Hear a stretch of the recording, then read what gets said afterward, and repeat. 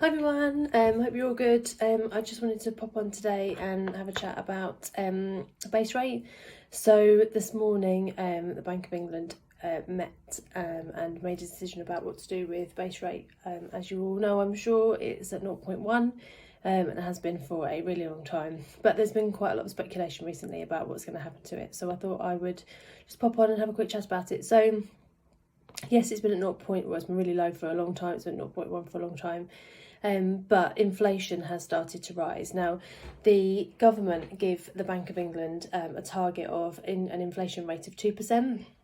So that's where the Bank of England have to keep inflation. And the way that they look at what's going to happen to inflation is through changes to the base rate. So in a very simple calculation, I guess, the higher interest rates are, the less money people spend, the more likely people are to save their money, and therefore that keeps inflation down. And if you reduce interest rates, you then incentivise spending. So as you all know, no one's getting any interest on any savings that they've got in banks at the moment. So people are more likely to spend money. Now we've got the added pressure of COVID. We've all been cooped up now for 18 months. We've got the opportunity suddenly to go away on holiday. People are looking to do things to property, and as I'm sure you all know that the costs of building materials and things like that have gone through the roof. Petrol and diesel are at an 8-year high at the moment because suddenly we're going places and we're seeing people and we're doing more than we have been doing over the last 18 months. So people are spending more money and therefore inflation is going up. So what's going to happen now? So inflation's sitting at 2.5%. The Bank of England need to keep it under 2. And I guess there's going to be people, you may be worried about what happens if the base rate goes up. What effect is that going to have on you, your savings and your properties? And is that going to happen? Now, I am by no means an expert. I have a GCSE in economics. That's about it. But this obviously isn't advice. But just kind of to put a bit of sort of context around all of this, we are in an unprecedented situation at the moment, and I think judging from what the members of the Bank of England have come back and said, it sounds like they understand that this is a temporary measure, and actually what they need to do is allow inflation to be a little bit higher than it normally should be in order to kickstart spending, in order to kickstart the economy, because we have got quite a high unemployment rate.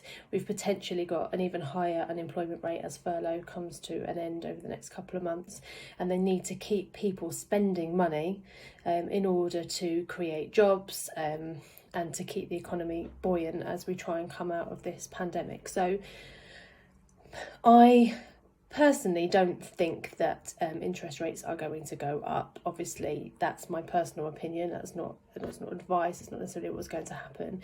But I think it'll be interesting to see what happens over the next 6 months, to see whether inflation stays high, to see what happens over sort of the next 6 months in terms of unemployment and other sort of knock-on effects as we come out of the end of furlough, and hopefully out of the end of lockdowns, across the world, as travel starts to open up.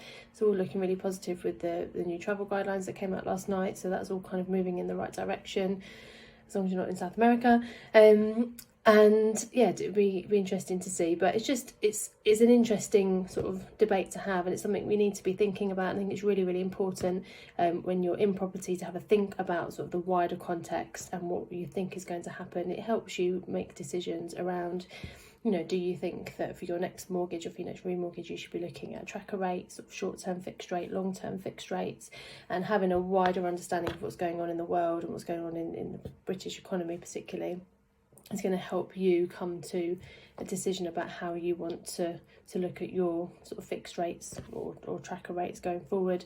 Is it a good opportunity to fix interest rates? Do you think that interest rates are the lowest that they're going to be at the moment? If you think that, I'm not saying that you would or you wouldn't, it's your sort of decision to make, but if you do and you have got any properties that are on variable rates or tracker rates at the moment, maybe it's a good time to have a look at fixing it and give yourself a bit of certainty going forward. if you think that. And this is very vague, this is my opinion, not the opinion of Bayer, and it's not necessarily going to happen, but just sort of have a think about it. And I know it's something that some people do worry about, and it might be a concern about whether you start getting into properties now, especially if you're buying properties on bridging and you're not necessarily fixing interest rates now. You might be looking to fix it in 6 months or 9 months time. What do you think is going to happen to that? But just to put a bit of context around that, and put a bit of sort of knowledge behind it. So if you look at the committee that made the decision this morning, nobody recommended an increase in interest rates. So they have a number of people within the committee, and it comes down to a majority decision. There was one person who suggested reducing quantitative easing by a small amount, but that was just one person. Everyone else wanted to keep everything as it is. So mainly they're all on the same page, and that page is keep everything as it is, and wait and see what happens. So yeah, we'll see what happens over the next couple of months, but I hope you found that interesting. If you've got any questions, then obviously give me a shout.